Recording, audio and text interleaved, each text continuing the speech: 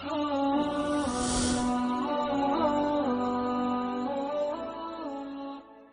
لي صدري ويسر لي أمري واحلل عقدة من لساني يفقهوا قولي اللهم ثبتنا عند الموت بلا إله إلا الله اللهم اجعلنا من الذين آمنوا وعملوا الصالحات وتواصوا بالحق وتواصوا بالصبر آمين يا رب العالمين। রমজানের সময় ঘনিয়ে আসছে, আর এভাবে সময় ঘনিয়ে আসলে চারপাশ থেকে আমাদের স্মরণ করিয়ে দেয়া হয় যে কিভাবে এই মাসে বেশি বেশি ইবাদত করতে হবে, কিভাবে আল্লাহর নিকটবর্তী হতে হবে, কিভাবে কোরআনের সাথে নতুন করে সম্পর্ক করতে হবে, ইত্যাদি ইত্যাদি। আমি এখান থেকে কিছুটা পেছনে সরে এসে মৌলিক কিছু বিষয়ে আলোকপাত করতে চাই এবং ইনশাআল্লাহ আমরা সবাই এখান থেকে উপকার পাবো। আল্লাহর সাথে আমাদের সম্পর্কগুলোর অন্যতম একটি মৌলিক সম্পর্ক হলো তার নিকট দোয়া করা। তার সাহায্যের কাঙ্গাল আমরা। আমাদের ধর্মীয় ক্ষেত্রে তার সাহায্য দরকার, হেদায়েত পাওয়ার ক্ষেত্রে তার সাহায্য দরকার, সত্য পথের উপর টিকে থাকার জন্য, অসৎ পথ থেকে দূরে থাকার জন্য, তার ক্ষমা পাওয়ার জন্য আমাদের তার সাহায্য দরকার, তার সহায়তা দরকার আধ্যাত্মিক ক্ষেত্রে আমাদের ঈমানের জন্য। এছাড়াও জীবন পরিচালনার সকল ক্ষেত্রে আমরা তার সাহায্যের মুখাপেক্ষী। আমাদের পারিবারিক বিষয়ে তার সাহায্য দরকার, অর্থনৈতিক ক্ষেত্রে তার সাহায্য প্রয়োজন আমাদের। আপনাদের মাঝে অনেকেই এমন আছেন যারা ভয়ঙ্কর অর্থনৈতিক সমস্যায় নিমজ্জিত। কেউ আপনার সমস্যার কথা বুঝে না, একমাত্র আল্লাহ এবং আপনি ছাড়া আর কেউ বুঝে না। আপনি আপনার সমস্যার কথা কাউকে বোঝাতে ব্যর্থ হয়েছেন, তারা বুঝে না। একমাত্র আল্লাহ ছাড়া আর কেউ জানে না আপনি কি মুসিবতে জীবন অতিবাহিত করছেন। আমাদের সকলেরই কোনো না কোনো সমস্যা রয়েছে। আল্লাহ নিজেই দুনিয়ার জীবনের এই বাস্তবতার কথা কোরআনে উল্লেখ করেছেন। তিনি বলেন, লাকাদ খলাকনাল ইনসানা ফি কাবাদ, নিশ্চয়ই আমি মানুষকে শ্রম নির্ভর রূপে সৃষ্টি করেছি। হয় আপনি মানসিকভাবে পরিশ্রান্ত, না হয় ইমোশনালি আপনি ক্লান্ত। অতিরিক্ত কাজের চাপে আপনি পরিশ্রান্ত, শারীরিকভাবে আপনি ক্লান্ত, স্বাস্থ্যগত দিক দিয়ে আপনি পরিশ্রান্ত, বয়সের ভারে আপনি ক্লান্ত। আপনার সমস্যা থেকে বের হয়ে আসার জন্য অনেক সমাধান খুঁজছেন, কিন্তু কিছুই কাজ করছে না। এভাবে আপনার সৃজনশীলতাও একসময় নষ্ট হয়ে যায়। আমরা সবসময় পরিশ্রান্ত জীবনযাপন করছি, আমরা প্রতিনিয়ত কোনো না কোনো সমস্যায় জর্জরিত। এই সমস্যাগুলো আমাদের চিন্তা শক্তির বেশিরভাগ অংশ দখল করে রাখে। অনেক সময় ইতিবাচক চিন্তা করার জন্য নিজের উপর জোর খাটাতে হয়, কারণ আপনি যদি জোর করে ইতিবাচক চিন্তা না করেন তাহলে নেতিবাচক চিন্তাগুলো সবসময় এসে আপনার মাথায় জড়ো হয়ে থাকে। সব সমস্যা যেগুলো সমাধান দরকার এগুলো নিয়েই আমরা সবসময় চিন্তামগ্ন থাকি। আল্লাহর সাথে আমাদের সম্পর্কগুলোর একটি হলো আমরা যেন আমাদের সমস্যাগুলো সমাধানের জন্য তার নিকট দোয়া করতে পারি। আমাদের যা যা দরকার আমরা যেন সেটা তার নিকট চাইতে পারি। তো আজ আমি যে বিষয়টি নিয়ে কথা বলতে চাই, এমন একটি সিক্রেট উপাদান যার মাধ্যমে আমরা আল্লাহর নিকট যা ইচ্ছা তাই চাওয়ার সামর্থ্য অর্জন করতে পারি। আমরা সবাই বিভিন্ন জিনিস আল্লাহর কাছে চাই, আর সেটা হতে পারে আল্লাহ এবং বান্দার মাঝে একান্ত গোপন কোনো ব্যাপার। আপনি যদি আসলেই আল্লাহর নিকট থেকে আপনার দোয়ার উত্তর আশা করেন তাহলে কিছু শর্ত আগে পূরণ করতে হবে। আর তার মাঝে অন্যতম একটি গুরুত্বপূর্ণ ব্যাপার যা কোরআনের সর্বত্র বিশেষ জোর দেওয়া হয়েছে তা হলো আমাকে এবং আপনাকে সবার আগে আল্লাহর নিকট নিঃশর্ত ক্ষমা চাইতে হবে। তার নিকট কোনো কিছু চাওয়ার পূর্বে আপনাকে ক্ষমা চাইতে হবে। আপনাকে ক্ষমা চাইতে হবে। আমার আপনার যে প্রয়োজনগুলো আছে সেগুলো চাওয়ার পূর্বে আমাদেরকে আল্লাহর নিকট পরিপূর্ণ আন্তরিকতার সাথে ক্ষমা চাইতে হবে। এটা শোনার পর আপনি হয়তো জিজ্ঞেস করতে পারেন, ক্ষমা চাওয়ার জন্য কোন দোয়া পড়তে হবে, বা ক্ষমা চাওয়ার জন্য শ্রেষ্ঠ দোয়া কোনটি? মানুষ বিভিন্ন অকেশনে বিভিন্ন রকমের দোয়া পড়ে। যেমন কোনো সন্তান সম্ভব বা মা এসে জিজ্ঞেস করে, কিছুদিনের মধ্যে আমার বাচ্চা হবে, এখন আমার বাচ্চার জন্য কোন দোয়াটি আমি পড়তে পারি? অথবা কেউ একজন এসে বলতে পারে যে আমি চাকরির ইন্টারভিউ দিতে যাচ্ছি, কোন দোয়াটি আমি এখন পড়তে পারি? আমাকে বিশেষ বিশেষ সময় উপলক্ষে বিশেষ বিশেষ দোয়া প্রদান করুন। আমি আপনাদের বলছি, বিশেষ সময়ের ওই দোয়াগুলো অবশ্যই গুরুত্বপূর্ণ, কারণ সেগুলো পবিত্র এবং আল্লাহর কাছ থেকে অবতীর্ণ। কিন্তু সকল সমস্যার ক্ষেত্রে কমন দোয়া হলো যে একটি দোয়া আপনার সকল সমস্যা দূর করবে, তা হলো সত্যিকার অর্থে আল্লাহর নিকট ক্ষমা প্রার্থনা করা। নূহ আলাইহিস সালাম তার জাতিকে আল্লাহর নিকট ডেকেছিলেন 900 বছরেরও বেশি সময় ধরে। তিনি তাদের নিকট অবিরাম দাওয়াত দিয়ে গেছেন। তার নবুয়তি জিন্দেগির শেষ দিকে এসে তিনি পেছনে ফিরে দেখেন এবং তিনি তাদের নিকট যে বার্তাটি দিতে চেয়েছিলেন তার একটা সারাংশ দাঁড় করিয়েছেন। তিনি তাদের উদ্দেশ্যে শুধু একবার বা দুইবার কথা বলেননি। লাইলান ওয়া নাহারা দাউতু কওমি লাইলান ওয়া নাহারা, তিনি বলেন, হে আমার পালনকর্তা, আমি আমার সম্প্রদায়কে দিবারাত্রি দাওয়াত দিয়েছি। তিনি রাতেও কোনো বিরতি নেননি। কোরআনের একটি সূরা তার নামে নামকরণ করা হয়েছে, সূরাত নূহ। সেখানে এই গোটা সময় ধরে যে তার সম্প্রদায়কে তিনি দাওয়াত দিয়ে গেছেন তার একটা সারমর্ম তুলে ধরা হয়েছে। আমি তোমাদের কাছ থেকে কি আশা করেছিলাম? কুল্লামা দাআউতু লিতাগফিরা লাহুম। আর এই গোটা সময় ধরে আমি তাদেরকে এই ধর্মের দিকে আহ্বান করেছি যেন আপনি তাদেরকে ক্ষমা করেন ইয়া রব, যেন আপনি তাদেরকে ক্ষমা করেন ইয়া রব। আমি ঠিক এই কথাগুলো তাদের বারবার বলেছি।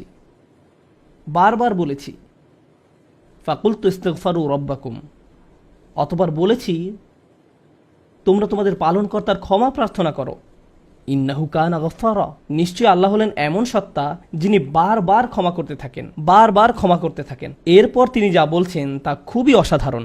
আমি চাই আপনারা এই বিষয়টা উপলব্ধি করুন যে তিনি কোন ধরনের মানুষগুলোর উদ্দেশ্যে কথা বলছিলেন। তিনি ইতিহাসের অন্যতম খারাপ একটা সম্প্রদায়ের উদ্দেশ্যে কথা বলছিলেন।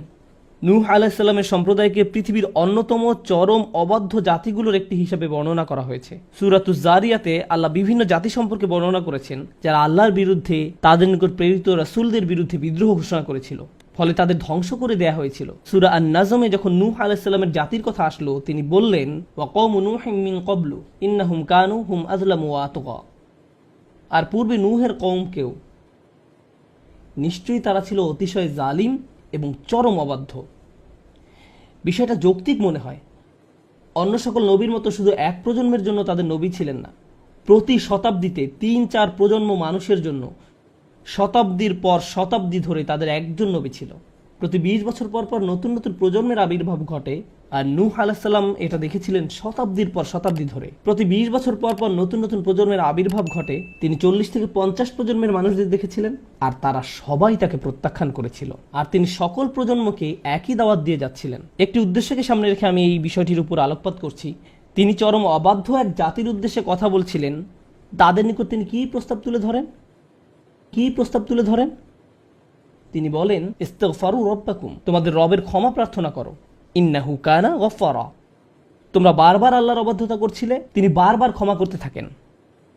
তোমরা বারবার আল্লাহর অবাধ্যতা করছিলে, আল্লাহ বারবার ক্ষমা করতে থাকেন। কিন্তু তার প্রস্তাব এখানেই থেমে থাকেনি। তিনি বলেন, ইউরসিলুস সামা আলাইকুম মিদরারা। এখানে ইউরসিলু হলো জওয়াবে আমর। এর মানে হলো, যদি তোমরা তার নিকট ক্ষমা প্রার্থনা করো, তাহলে আল্লাহ তোমাদের জন্য আসমানের দরজা খুলে দিবেন, আর এটা তোমাদের উপর অজস্র ধারায় করুণা বর্ষণ করবে। এর দ্বারা বৃষ্টিও বোঝানো হতে পারে, কিন্তু পরিহাসের বিষয় হলো এখানে বৃষ্টি দ্বারা বন্যা ইঙ্গিত করা হয়নি, যদিও সব শেষে বন্যা কবলিত হয়েছিল নূহ আলাইহিস সালামের জাতি। এই আয়াতে আল্লাহ ভিন্ন ধরনের বৃষ্টির কথা বলেছেন। যদি তারা ক্ষমা প্রার্থনা করত, যে বৃষ্টি তাদের ধ্বংস করে দিয়েছিল সেই বৃষ্টি হতে পারত তাদের জন্য জীবন আহরণকারী। তারা বৃষ্টির জন্য প্রার্থনা করেনি, আর আল্লাহ তাদের বলছেন ক্ষমা প্রার্থনা করত যদি তারা, তোমরা যদি ক্ষমা প্রার্থনা করো, আকাশের দরজা তোমাদের জন্য খুলে দেওয়া হবে, আর তা বৃষ্টি বর্ষণ করতে থাকবে। আল্লাহ বলেননি যে পানি বর্ষিত হবে, তিনি বলছেন আকাশ বর্ষণ করবে, কারণ আকাশ শুধু বৃষ্টি নয়, আরো রহমত বর্ষণ করতে পারে। আকাশ থেকে ক্ষমা আসে, আকাশ থেকে প্রশান্তি আসে, বিশ্বাস আসে, রিজিক আসে, সমস্যার সমাধান আসে আসমান থেকে। তিনি তোমাদের জন্য আকাশ খুলে দিবেন, আর আকাশের সকল সম্পদ তোমাদের উপর অঝোর ধারায় বর্ষিত হতে থাকবে। আর তোমরা এতদিন রহমতের ভাগিদার হতে পারছিলে না, কারণ তোমরা ক্ষমা প্রার্থনা করনি। তাই এখন ক্ষমা চাইলে এটা খুলে যাবে। একটা একটা করে আপনার সমস্যাগুলোর কথা আল্লাহকে বলেন। আপনার এমনও সমস্যা থাকতে পারে যেটার কথা আপনি নিজেও জানেন না, কিন্তু আল্লাহ জানেন। আমি আর আপনি যদি সত্যিকার অর্থে আল্লাহর নিকট ক্ষমা চাইতে পারি, তাহলে ওই অজানা সমস্যাগুলো স্বর্গীয় হস্তক্ষেপে সমাধান হয়ে যাবে। ইউরসিলুস সামা আলাইকুম মিদরারা। আল্লাহ সুবহানাহু ওয়া তাআলা এখানেই থেমে যাননি। আপনি কার জন্য ক্ষমা চাচ্ছেন? আপনার নিজের জন্য। ইস্তাগফিরু রাব্বাকুম, তোমরা নিজেদের জন্য ক্ষমা প্রার্থনা করো। আল্লাহ বলেন, ওয়ায়ুমদিদকুম বিআমওয়ালিন ওয়া বানিনা, তোমাদের ধন সম্পদ, তোমাদের সন্তান সন্ততি বাড়িয়ে দেওয়া হবে। তিনি ধন সম্পদ এবং সন্তান সন্ততি দিয়ে তোমাদের ঐতিহ্যকে সমৃদ্ধ করে দিবেন।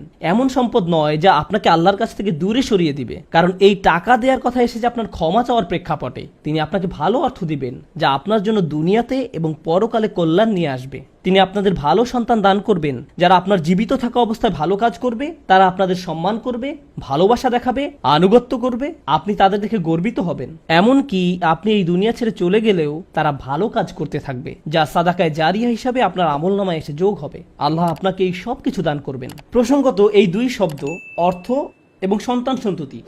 ইন্নাহুম আসাউনি ওয়াত্তাবাউ মান লাম ইয়াজিদহু মালুহু ওয়া ওয়ালাদুহু ইল্লা খাসারা।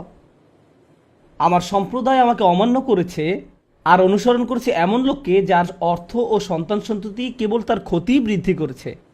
কিন্তু আপনার ক্ষমা চাওয়ার পরে আল্লাহর পক্ষ থেকে যে ধন সম্পদ এবং সন্তান সন্ততি আসে, তা আপনার জন্য শুধু কল্যাণই নিয়ে আসে। একই ধন সম্পদ এবং সন্তান সন্ততি, পার্থক্য হলো এখন তাদের উপর আল্লাহর ক্ষমা ও রহমত রয়েছে।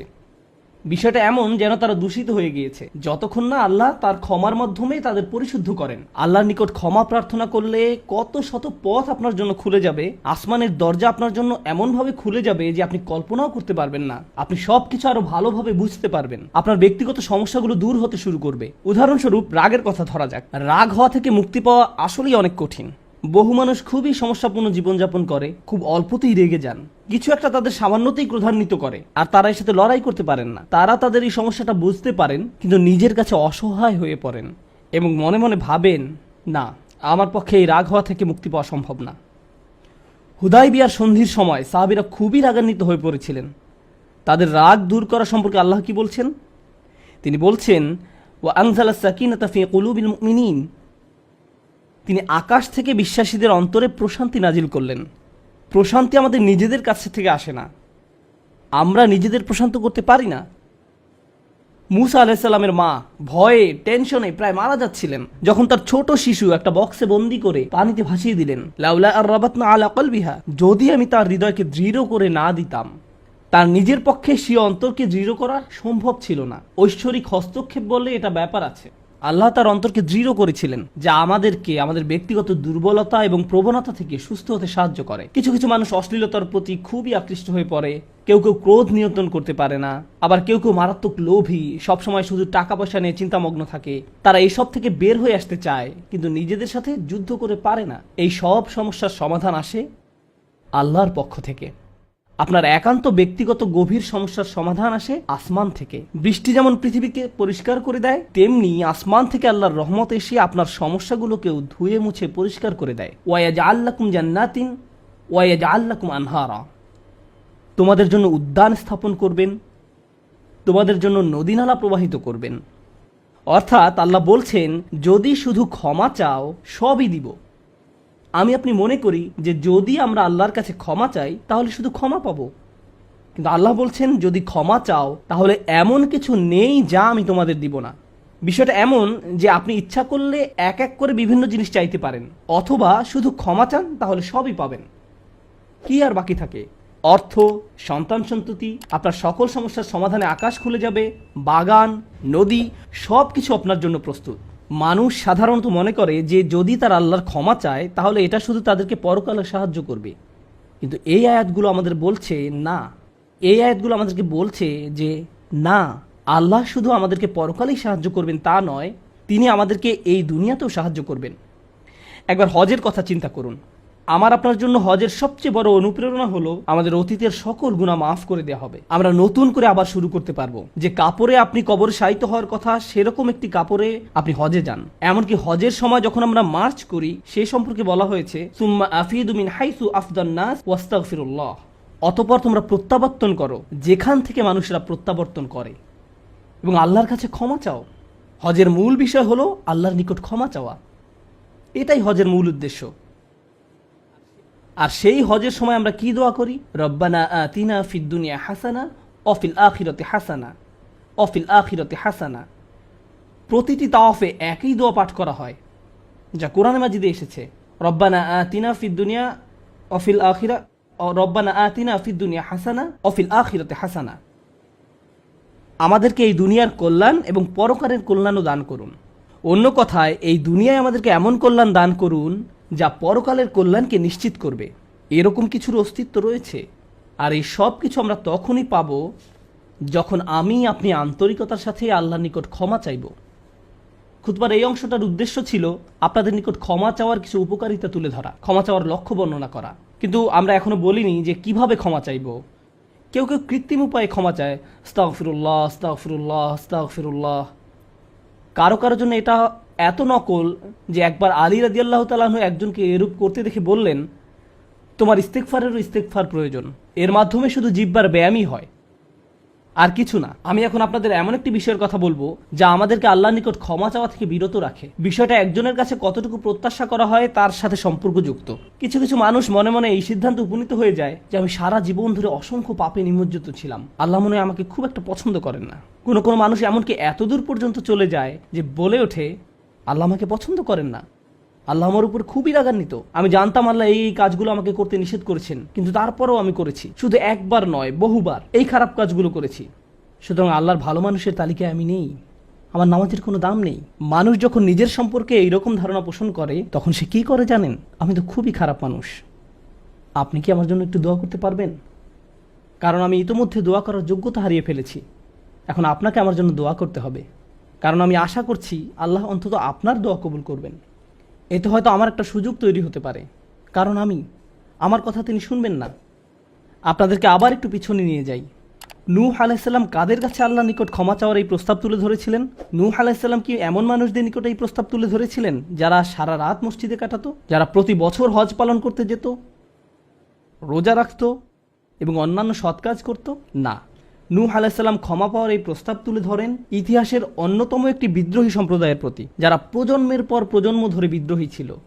তিনি তাদের বলেন, তোমরা যদি শুধু ক্ষমা চাও, আল্লাহ শুধু তোমাদের ক্ষমা করবেন তাই নয়, বরং তিনি তোমাদের জন্য আকাশের ধনভাণ্ডার খুলে দেবেন। নিজের সম্পর্কে এমন বলবেন না যে আমি অনেক দূরে হারিয়ে গেছি, যদি কিছু হয় তা হবে আমার মায়ের দোয়াতে বা অন্য কারো দোয়াতে। আপনার মনের এমন অবস্থার সুযোগ গ্রহণ করে শয়তান, মানুষের মনের হতাশাজনক পরিস্থিতির সুযোগ গ্রহণ করে শয়তান, আর এর মাধ্যমে তাকে শিরকে নিমজ্জিত করে। এই হতাশা শিরকের একটি দরজা। কেন জানেন? তখন মিথ্যা ধর্ম আসে এবং আপনাকে বলে আপনি তো অনেক বড় পাপী, আপনার পক্ষে ক্ষমা পাওয়া সম্ভব নয়। যিশুকে বলুন আপনাকে ক্ষমা করে দিতে। আপনি যিশুর সাথে ভালো সম্পর্ক করুন, তিনি আল্লাহর সাথে আপনার সম্পর্ক ভালো করে দিবেন। আল্লাহ এবং আপনার মাঝখানে যিশু এসে দাঁড়াবে, অথবা তারা অন্য কাউকে মাঝখানে দাঁড় করাবে, বলবে অমুক পীর, তার কবরের কাছে গিয়ে কিছু চকলেট রাখো। তাহলে তিনি আল্লাহকে বলবেন আপনার সমস্যার সমাধান করে দিতে। আপনি এখন আল্লাহর সাথে কথা বলতে পারবেন না, কিন্তু ওই পীর তিনি আল্লাহর প্রিয় বান্দা, তাই আপনি তার মাধ্যমে আল্লাহর কাছে আপনার দরখাস্ত পেশ করুন। এভাবে শিরকের দরজা খুলে যায়। অন্য কথায় আল্লাহর সাথে আমাদের সরাসরি যোগাযোগের মূল বিষয়টি, তাওহীদের মানেই হলো সরাসরি যোগাযোগ। লা ইলাহা ইল্লাল্লাহ একই কথা বলে, আর এই সব কিছুর মূল কথা হলো আপনার যা প্রয়োজন তা সরাসরি আল্লাহর নিকট প্রার্থনা করুন। যে বিষয়টি আমাদের সকল প্রয়োজন পূরণ করবে তা হলো আল্লাহর নিকট ক্ষমা প্রার্থনা করা। এখন এই ক্ষমা চাওয়াটা দুইভাবে হয়ে থাকে, জিহ্বার মাধ্যমে ক্ষমা চাওয়া এবং অন্তরের মাধ্যমে ক্ষমা চাওয়া। মানুষ সাধারণত নিজের পক্ষে যুক্তি দিয়ে থাকে। আমি যদি কোনো কারণে আপনার সমালোচনা করি, যেমন ধরুন কাউকে বললাম এই যে আমি আপনাকে অমুক অমুক কথা বলতে শুনেছি, সে তাৎক্ষণিক হয়তো বলে উঠবে এক্সকিউজ মি, আমি এমনটা বোঝাতে চাইনি, আপনি তো পুরো ঘটনাটা জানেনই না। আপনি সাথে সাথে নিজের পক্ষে যুক্তি দিতে শুরু করেন, আত্মরক্ষামূলক হয়ে ওঠেন। বালিল ইনসানু আলা নাফসিহি বাসীরা ওয়ালাউ আলকা মাআযিরা। মানুষ নিজের সম্পর্কে সুধারণা পোষণ করে, তারা প্রচুর অজুহাত দেখায়। আপনি যদি আসলেই আল্লাহর ক্ষমা চান, আপনাকে নিরিবিলি একটা সময় খুঁজে পেতে হবে। যদি আরবিতে দোয়া করতে না পারেন কোনো সমস্যা নেই, আপনি শুধু পাঞ্জাবি, বাংলা, বাহাসা বা উর্দু জানেন, কোনো ব্যাপার না। আপনি আপনার নিজস্ব ভাষাতেই আল্লাহর সাথে কথা বলুন, আন্তরিকতার সাথে আপনার অপরাধগুলো স্বীকার করুন, কোনো অজুহাত দেখাবেন না। এরকমটা করতে পারা আসলেই কঠিন, কারণ আয়নার সামনে দাঁড়িয়েও আমরা নিজের সাথে মিথ্যে কথা বলি, নিজেকে এভাবে প্রবোধ দেই আমি আসলে অত খারাপ না, আমি যা যা করেছি তার কারণ আছে। যখন আপনি আল্লাহর সামনে দাঁড়াবেন, নিজের কাজের বৈধতা দেওয়ার কথা ভুলে যান। আল্লাহ জানেন আপনি কি অবস্থার মধ্যে দিয়ে যাচ্ছেন, তিনি জানেন এটা কঠিন সময় ছিল, তিনি জানেন অমুক অমুক বিষয় আপনাকে সম্পূর্ণ গ্রাস করে ফেলেছিল। ইয়া রব, আমি অনেক চাপের মধ্যে ছিলাম তাই মদ খেয়েছি। তিনি আপনার সবগুলো অজুহাত সম্পর্কে আপনার চেয়ে ভালোভাবে জানেন। আপনাকে অকপটে তার নিকট আসতে হবে, ফিল্টার ছাড়া, কোনো দ্বিধাদ্বন্দ্ব ছাড়া, নির্দ্বিধায়, কোনো রকমের বিব্রত বোধ করা ছাড়া। অনেক সময় আমরা নিজেদের পাপ স্বীকার করতে বিব্রত বোধ করি, একরাশ লজ্জা এসে আমাদের জড়িয়ে ধরে। কিন্তু যতক্ষণ না আপনি আল্লাহর নিকট অকপটে সকল পাপ স্বীকার করে নিচ্ছেন, আর এভাবে যখন নিজের উপর যে অন্যায়গুলো এতদিন ধরে করে এসছেন তা আপনি মুখ দিয়ে উচ্চারণ করতে শুরু করবেন, আমার বিশ্বাস করতে কষ্ট হয় যে সে সময় আপনার চোখ দিয়ে কোনো অশ্রু নির্গত হবে না। একজন মানুষের পক্ষে এটা অসম্ভব যে সে আল্লাহর সামনে এভাবে নিজেকে খোলাখুলি উপস্থাপন করবে আর তার চোখ দিয়ে কোনো অশ্রু বের হবে না, কারণ এটা দুর্বলতা প্রকাশের সময়। দুনিয়ার সামনে আমরা সাধারণত নিজেকে শক্তিশালী, আত্মবিশ্বাসী এবং দিব্যি সুস্থ হিসাবে উপস্থাপন করি। সবাই আমাদের দেখে মনে করে সবকিছু ঠিক আছে, কিন্তু ভেতরে ভেতরে যে আমি বহু সমস্যায় জর্জরিত তা একমাত্র আল্লাহ জানেন। আপনাকে সকল জড়তা কেটে তার নিকট সম্পূর্ণ খোলাখুলিভাবে নিজেকে উপস্থাপন করতে হবে, আর কেবল তখনই আপনি আল্লাহর নিকট ক্ষমা চাওয়ার অবস্থানে যেতে পারবেন। তারপর সিজদায় গিয়ে কাঁদতে থাকুন। তখন এটা শুধুমাত্র আস্তাগফিরুল্লাহ আস্তাগফিরুল্লাহ বলার মতো হবে না, এটা হয়ে উঠবে আল্লাহর সাথে একটি সত্যিকারের কথোপকথন, আল্লাহর নিকট সত্যিকার অর্থে পাপ স্বীকার। এটা খুবই শক্তিশালী একটা অনুশীলন, চেষ্টা করে দেখুন। আপনাকে একটা নিরিবিলি সময় খুঁজে পেতে হবে, নিশ্চিত করুন যে কেউ আপনার কথা শুনছে না, আপনার স্ত্রী বিছানায় শুয়ে আছে, এমত অবস্থায় মাঝরাতে ঘুম থেকে উঠে এভাবে দোয়া করতে পারবেন না, ইয়া আল্লাহ আমাকে ক্ষমা করে দিন। কারণ আপনার স্ত্রী তো আপনার দোয়া শুনতে পাচ্ছে। এভাবে করাটা নিষিদ্ধ নয়, কিন্তু একা একা দোয়া করা আপনার জন্য ভালো হবে। মোট কথা, নির্জন কোনো জায়গা খুঁজে বের করুন যেখানে আপনি একান্তে আল্লাহর সাথে কথা বলতে পারবেন। যদি আপনি এক গাদা আরবি দোয়া মুখস্থ করেন, যার অর্থও আপনি জানেন না, আর বিড়বিড় করে সেগুলো উচ্চারণ করতে থাকেন, রব্বানা আতিনা ফিদ দুনিয়া হাসানাতাও ওয়া ফিল আখিরাতি হাসানাতাও, সে দোয়াগুলো অবশ্যই উত্তম এবং শক্তিশালী, কিন্তু আপনার অন্তরের সাথে যদি সেগুলোর কোনো যোগাযোগ না থাকে, শুধু জিহ্বা দিয়ে উচ্চারণ করছেন, তাহলে আপনি আসলে ক্ষমা প্রার্থনা করছেন না। আল্লাহ আপনাকে এই জিকিরের পুরস্কার দান করুন, কিন্তু এর নাম আসলে ইস্তিগফার বা ক্ষমা প্রার্থনা নয়। ইস্তিগফার অন্য কিছু। যখন আপনার চক্ষু খুলে অশ্রু নির্গত হতে শুরু করে, তখন আকাশের দরজা খুলে যায়, তখনই সেটা খুলবে। এই দুইটার মাঝে একটা কানেকশন আছে। সর্বশেষ যে বিষয়টি আমি আপনাদের সাথে শেয়ার করতে চাই তা হলো আল্লাহর উপর আশা ধরে রাখা। অনেকের জন্য এই বিষয়টা মেনে নেওয়া বেশ কঠিন যে আল্লাহ তার কথা শুনবেন, আমার দোয়া তার নিকট গুরুত্বহীন, আমি দোয়া করার কোনো অর্থ দেখি না। আপনাদের একটা কথা বলে রাখি, আল্লাহর নিকট থেকে আপনি সর্বশ্রেষ্ঠ যে উপহারটি পাবেন তা কি জানেন? ক্ষমা। এটাই সর্বশ্রেষ্ঠ উপহার। আপনি এটার মূল্য উপলব্ধি করুন আর নাই করুন, আর যা কিছু আল্লাহ আপনাকে দিবেন বলেছেন এর সবই অতিরিক্ত। আপনাদেরকে একটা উদাহরণ দিই। আমার অনেকগুলো সন্তান আছে। ধরুন আমার এক সন্তানের উপর আমি খুবই অসন্তুষ্ট। সে কোনো একটা অন্যায় করেছে, আমি খুবই রাগান্বিত হয়ে আছি, আমার বিশ্বাস করতে কষ্ট হয় যে তুমি এটা করেছো। এভাবে আমি তাকে কিছুটা বকাঝকা করলাম, তোমার এটা বলা উচিত হয়নি, তোমার এটা করা উচিত হয়নি। তারপরের দিন অন্য এক সময় আমার জন্য তার কিছু একটা করার কথা, যেমন আমার জন্য একটা কার্ড বানানোর কথা যাতে লেখা থাকবে বাবা আমি তোমাকে ভালোবাসি। সে জিনিসটা আঁকলো, কিন্তু তারপর কি মনে করে কাগজটা টুকরা টুকরা করে ময়লার বক্সে ফেলে দিল। এটা দেখে তার অন্য ভাই বলল, তুমি এটা ফেলে দিলে কেন? জবাবে সে বলল, বাবা আমার উপর খুবই রাগান্বিত, তিনি এটার প্রতি কোনো গুরুত্ব দিবেন বলে মনে হয় না। আমি যদি জানতাম যে সে বিষয়টাকে এভাবে দেখছে, তাহলে আমি কি করতাম? আমি কি এভাবে বলতাম যে হ্যাঁ ফেলে দাও? না, বরং আমি আবেগে কেঁদে ফেলতাম, কিভাবে তুমি ভাবতে পারলে যে আমি তোমাকে আর ভালোবাসি না? হ্যাঁ তুমি অন্যায় করেছো, তুমি ভুল করেছো, কিন্তু তুমি এখনো আমার সন্তান। তুমি 1000 বার ভুল করলেও আমি তোমাকে ভালোবাসবো। আমাকে ওই কার্ডটি দাও, আমি সেটা ফ্রেমে বাঁধিয়ে রাখবো, ময়লার বাক্স থেকে নিয়ে গ্লাসে আটকিয়ে রাখবো, সারা জীবন ধরে যত্ন করে রাখবো। কেন? কারণ আমি আমার সন্তানদের ভালোবাসি, তারা যতই ভুল করুক না কেন, এমনকি যদি তাদের আচরণ আমাকে রাগান্বিতও করে। এটা শুধু আমি এবং আমার সন্তানদের সম্পর্ক। কিন্তু আমি আমার আর সন্তানদের নিয়ে কথা বলছি না। এই উদাহরণের মাধ্যমে আমি কথা বলছি আমার এবং আল্লাহর সম্পর্ক নিয়ে।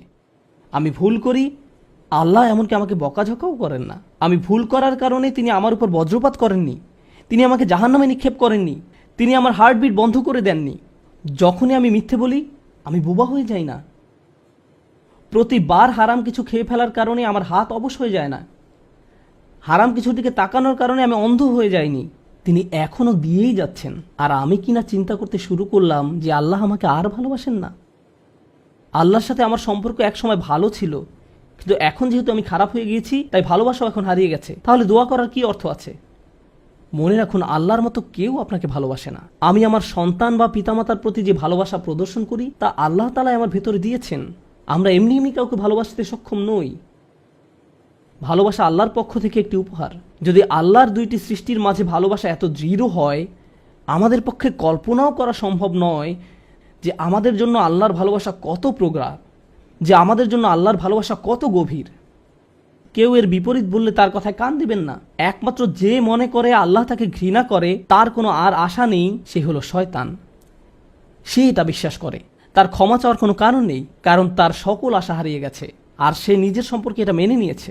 এখন আপনি যদি নিজের সম্পর্কে এরকম মনে করেন, তাহলে কার পথ আপনি অনুসরণ করছেন? একবার চিন্তা করে দেখুন। যদি আদম আলাইহিস সালাম জান্নাতে থাকা অবস্থায়, আর জান্নাতের চেয়ে উত্তম কোনো জায়গা তো আর আপনার পক্ষে থাকা সম্ভব নয়, তারপর তিনি একটি ভুল করলেন আর আল্লাহ আযজা ওয়া জাল্লা তাকে দুনিয়াতে পাঠিয়ে দিলেন। এখন আদম আলাইহিস সালাম যদি এরকম চিন্তা করতেন, আমার এত বড় একটা ডিমোশন হয়ে গেল, আমি কিভাবে আল্লাহর সাথে আবার কথা বলবো? আমি তাকে এত হতাশ করার পর কিভাবে কথা বলবো? কিন্তু আল্লাহ তাকে শিখিয়ে দিলেন কি করতে হবে, কিভাবে তার অন্তর আবার ঠিক করতে হবে। রব্বানা যালামনা আনফুসানা ওয়া ইল্লাম তাগফির লানা ওয়া তারহামনা লানাকুনান্না মিনাল খাসিরিন। জান্নাতের তুলনায় দুনিয়া তো কিছুই না। তিনি জান্নাত থেকে দুনিয়ায় এলেন, এত দূর নেমে আসা সত্ত্বেও এখনও তিনি আল্লাহর নিকটেই আছেন। এই শব্দগুলোই আল্লাহর সাথে তার সম্পর্ক আবার জুড়ে দিল। দোয়ার উপর আস্থা হারাবেন না। এত দূর নেমে আসা সত্ত্বেও এখনও তিনি আল্লাহর নিকটেই আছেন। আন্তরিকভাবে আল্লাহর কাছে কিভাবে দোয়া করবেন তার প্রস্তুতি এখনই শুরু করুন। মনে রাখুন, আল্লাহ আপনাদের সবার দোয়া শুনবেন। উজিবু দাওয়াতাদ-দাঈ ইযা দাআন, এই ঘোষণাটি রমজান মাসের। আমি আহ্বানকারীটাকে সাড়া দেই যখন সে আমাকে ডাকে। এটা আল্লাহর অঙ্গীকার। আর আমি আপনি 1 নম্বর যে দোয়াটি করব তা হলো ক্ষমা চাওয়ার দোয়া। আল্লাহ আমাদেরকে এমন মানুষে পরিণত করুন যারা সত্যিকার অর্থে ক্ষমা চায়। আল্লাহ আমাদের অন্তরে তার নিকট ক্ষমা প্রার্থনা করার তীব্র ব্যাকুলতা তৈরি করে দিন। আল্লাহ আমাদের অন্তরকে এমন নরম করে দিন যেন আমাদের চোখ দিয়ে অশ্রু নেমে আসে।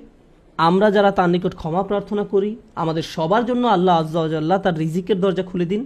সর্বশেষ একটা বিষয় মনে করিয়ে দিতে চাই যে আল্লাহ আজ্জা ওয়া জাল্লা অনেক পথভ্রষ্ট জাতিকে ধ্বংস করা থেকে বিরত থাকেন। কেন জানেন? কারণ সেখানে এমন মানুষ রয়েছে যারা আল্লাহ নিকট ক্ষমা চায়। শুধু তাদের মাঝে এমন কিছু মানুষ রয়েছে যারা এখনও আল্লাহ নিকট ক্ষমা প্রার্থনা করে। তাদের কারণেই আল্লাহ গোটা জাতিকে আর ধ্বংস করেন না। ইস্তেগফার করা মানুষে পরিণত হন। আল্লাহ আমাদের সবাইকে রক্ষা করুন। বারাকাল্লাহু লি ওয়া লাকুম। আসসালামু আলাইকুম ওয়া রাহমাতুল্লাহি ওয়া বারাকাতুহু।